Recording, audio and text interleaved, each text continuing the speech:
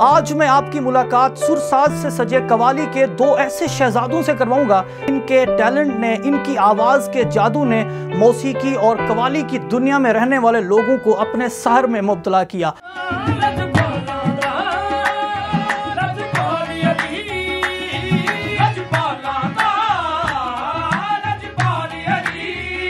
लेकिन हमारा आगाज़ बड़ी छोटी सी उम्र में हुआ था। जैसे कि 2004 में हमने पहली परफॉर्मेंस ऑन स्टेज की थी। हमने जब शुरू किया था तो दरगाहों से आगाज़ किया था अपनी जर्नी का। कल का फार्मूला ये बन गया है कि आप 5 चीज़ें खान साहब की याद करें तो आप कमाल बन गए। कोई भी आर्टिस्ट है उसकी अपनी पहचान होनी चाहिए।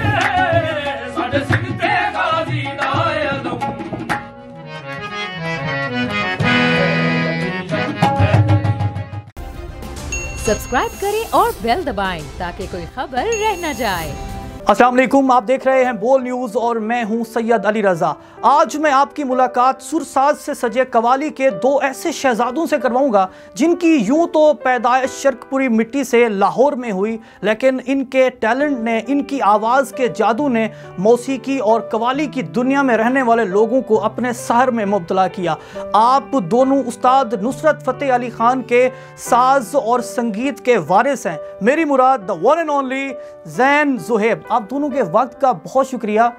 शर्कपुरी मिट्टी से गूंदे मीठे ज़ैन ज़ुहैब, आप दोनों की जो जर्नी है, आगाज़ शुरुआत कैसे हुआ? बहुत शुक्रिया जी। हमारा जो है फादर जो है वो कवाली से ही बिलोंग करते हैं। लेकिन हमारा आगाज़ बड़ी छोटी सी उम्र में हुआ था। जैसे कि 2004 में हमने पहली परफॉर्मेंस ऑन स्टेज की थी। तब हम बहुत ही छोटे थे, तो तभी से हम शुरू हो गए थे कवाली में। स्टार्टिंग जो थी हमारी वो दादाजी ने हमें करवाई। उस्ताद नुसरत फ़तेह अली खान साहब के साथ जो लेफ्ट हारमोनियम पे बैठते थे, उस्ताद हाजी रहमत अली साहब, तो उन्होंने बड़ी छोटी सी उम्र में उन्होंने स्टार्ट करवाया कवाली में। और फिर वहीं से ही एक पैशन, फिर एक प्रोफेशन बन गया। तो समझ नहीं लगी कहाँ से कहाँ, अभी जहाँ भी हैं ये मौला की मेहरबानी से। 20 साल की रियाजत, लोग आसानी को आसान समझ लेते हैं। कितनी बार क्रेज़ी करनी पड़ी इस लंबे सफ़र में, कितनी टीमें बदली, कितने साथी साथ जुड़े? असल में यह 20 साल हमने इसीलिए कहा था कि क्योंकि हमें परफॉर्म करते हुए 20 साल हो गए। हमने जब शुरू किया था तो दरगाहों से आगाज़ किया था अपनी जर्नी का। दादाजी ने तकरीबन पाकिस्तान की हर दरगाह पे हमने परफॉर्म किया हुआ है और हाज़िरी दी हुई है अपनी। तो वो करते करते करते फिर अल्लाह पाक ने आपका जो पोर्टफोलियो है उसको अगर खंगालने की कोशिश करें तो उसमें हमें ये दिखता है कि ज़ैन ज़ुहैब जब परफॉर्म कर रहे हैं, जवान हैं, तो 10-10 घंटे की मुसलसल परफॉर्मेंस, 12-12 घंटे की मुसलसल परफॉर्मेंस। वोकल नहीं फटते थे, तकलीफ नहीं होती थी, ये नहीं सोचा कि यार छड्डो किस काम से पै गए हैं ऐसे? नहीं, ये काम तो इतना मुश्किल है कि कभी कभी आता है जहन में कि यार बहुत ज़्यादा है, करना पड़ता है। लेकिन उसी दौरान ही जैसी ये सोच आती है वैसे ही कोई ना कोई मालिक की तरफ से ऐसा सिग्नल मिलता है कि जैसे पता चलता है कि यार नहीं, इससे अच्छा काम नहीं है कोई।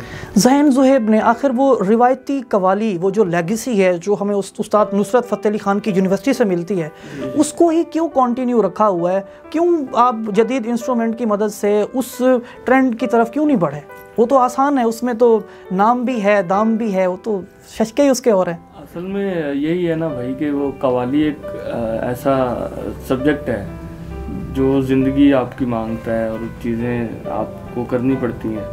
अब खान साहब का जो स्टाइल है वो अल्हम्दुलिल्लाह सब लोगों ने इतना पसंद किया कि वो आज तक चल रहा है। हाँ। कवाली का तो हम अपना जो कंट्रीब्यूट कर रहे हैं थोड़ा सा वो यही कर रहे हैं कि कुछ नए एक्सपेरिमेंट्स कर रहे हैं, कुछ चीज़ें ला रहे हैं। जैसे अपने 1-2 ट्रैक्स आपने सुने होंगे हमारे, वो हम नई चीज़, क्योंकि देखें आजकल का फार्मूला ये बन गया है कि आप 5 चीज़ें खान साहब की याद करें तो आप कमाल बन गए हैं। जहाँ मर्जी का।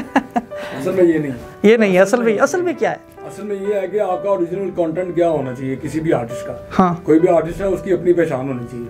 अब उस्ताद नुसरत फ़तेह अली खान साहब जो है वो अपने काम की वजह से उस्ताद है, वो किसी की कॉपी की वजह से नहीं है। तो ये फॉर्मूला हर आर्टिस्ट पे ही अप्लाई होता है। रियाजत पे कितना टाइम देते हैं?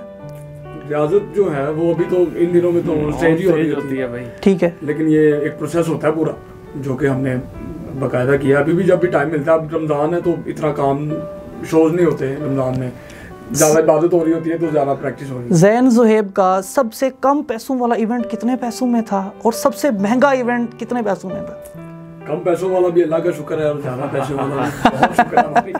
नहीं, ये तो डिप्लोमेसी कर रहे हो आप दादा, यूँ तो नहीं चलेगा। हम डिस्क्लोज बिल्कुल नहीं कर ये नहीं करें, ये नहीं। अच्छा, मुझे ये बता दें कि इंडिया का इवेंट सस्ता ज़्यादा था या फिर जो यूके का टूर था वो ज़्यादा महंगा था? यार ये चीज़ें कॉन्फिडेंशियल होती हैं भाई। अच्छा, इसमें मज़ेदारी बात ये है कि हमें होता है ऑडियंस से मतलब। आप यकीन करेंगे, ये हम ऑन कैमरा बात कर रहे हैं और अल्लाह पाक रोजे से हैं भाई, झूठ नहीं बोलेंगे। हमें नहीं पता होता हमने कितने पैसे लिए हमें। अच्छा, हमें रात को शो करके आए हैं। हाँ। हम आके बैठे हैं, फिर हमें पता चलता है कि यार कितने हुए हैं, ये हमें पैसे मिले हैं, ये मिला है, ये बचा है, हमें इतने इनको देने हैं, ये सारा कुछ करना है। अच्छा, आपके ग्रुप के अंदर एक चीज़ और कॉमन है, वही लोग साथ, वही चेहरे चल रहे हैं जो 10 साल पहले थे, जो 7 साल पहले थे। तो ये चेहरों में जो मुतगय्यर है ये नहीं आया, इसकी क्या वजह है? ये बहुत बड़ी ब्लेसिंग होती है कि अगर ये ना आए तो, क्योंकि इंसान की सबसे बड़ी जो सक्सेस होती है ना वो टीम से होती है।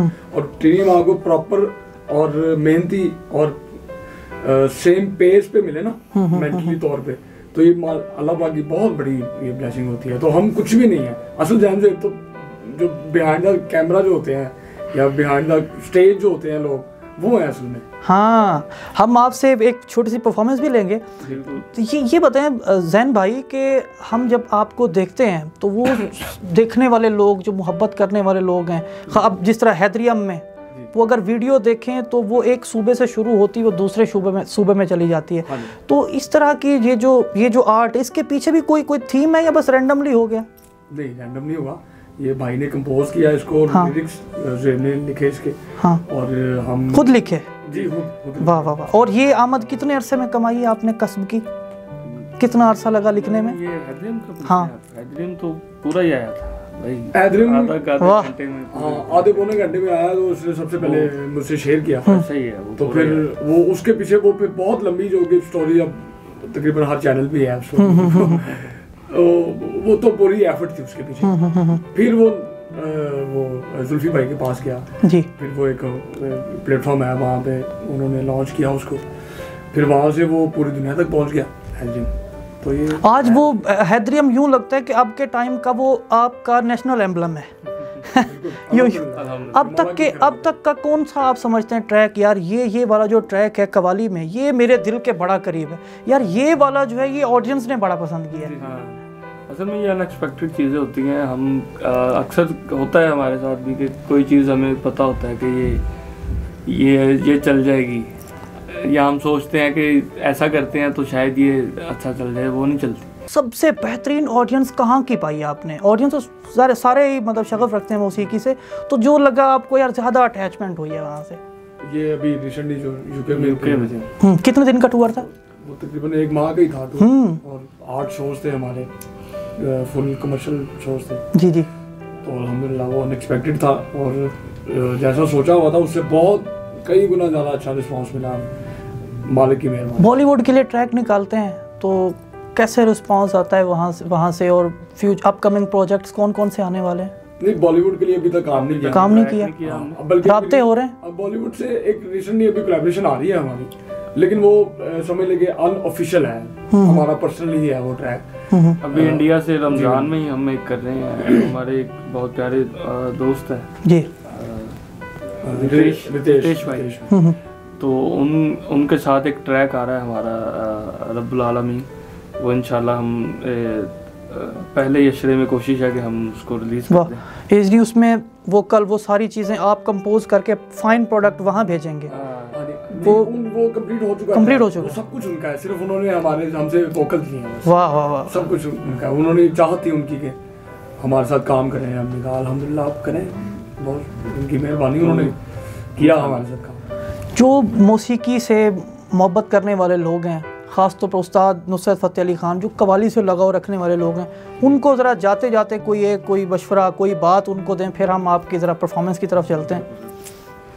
जी, हमारे जितने भी सुनने वाले हैं और जो भी हाँ सब के कवाली के फ़ैन हैं, उन सब के लिए एक ही मैसेज है कि इस फ़न को सपोर्ट करें, जितना कर सकते हैं आप सुने, और जो हमारा ओरिजिनल कंटेंट है उसको भी सपोर्ट करें ताकि हम मज़ीद बेहतरी आपके लिए काम कर सकें। अब एक फुल ऑफ थ्रिल, एक ऐसी परफॉर्मेंस आपके लिए आने वाली है कि आपको लगेगा कि आप उस्ताद नुसरत फ़तेह अली खान के ज़माने में बैठे हैं और वहीं आप सुन रहे हैं। आपके तख़य्युलात की आज मिराज करवाने जा रहे हैं। चलें जी।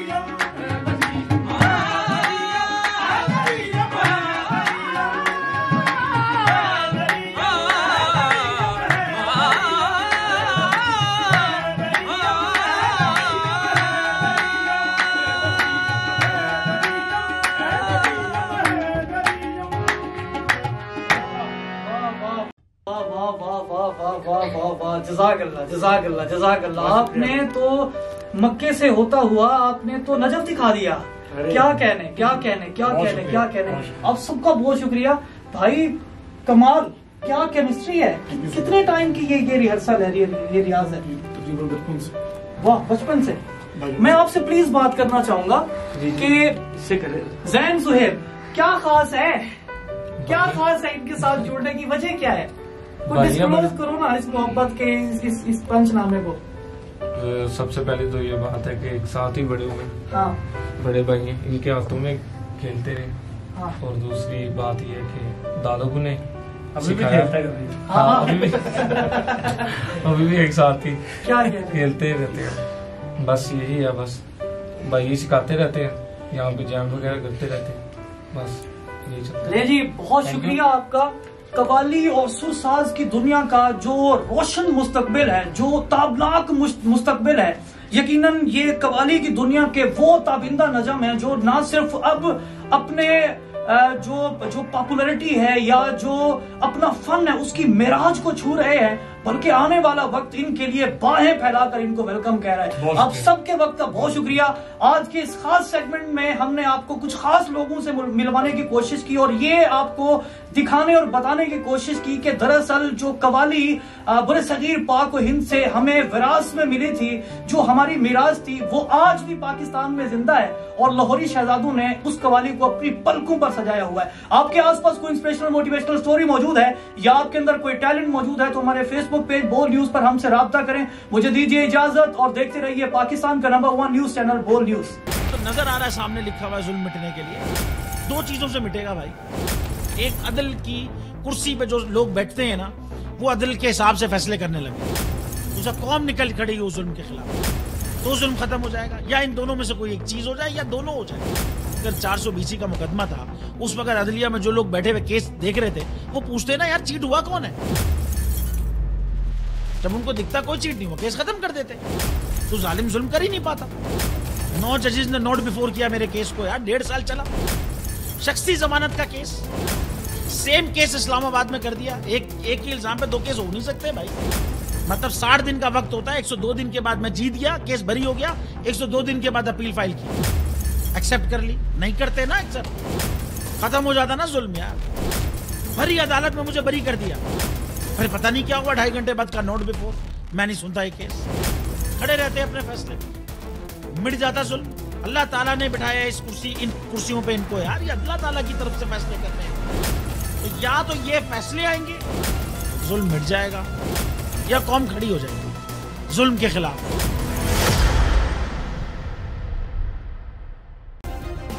सब्सक्राइब करें और बेल दबाएं ताकि कोई खबर रह न जाए।